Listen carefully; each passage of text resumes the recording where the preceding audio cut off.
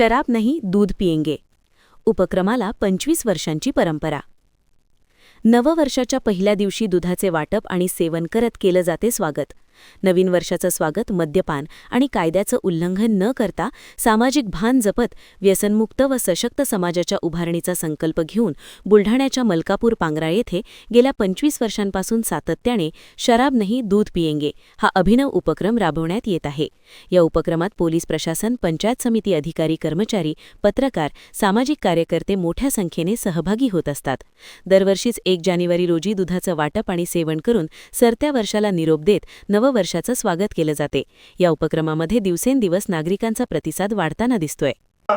पाहायला मिळतात की जेणेकरून आज आपल्याला जुन्या विचाराची गरज आहे की ज्यांनी अगदी खरोखरच आपल्या कुटुंबाला संस्कार दिलेत आणि कुटुंब घडविलेत, अशा जुन्या लोकांच्या विचाराची आज गरज आहे।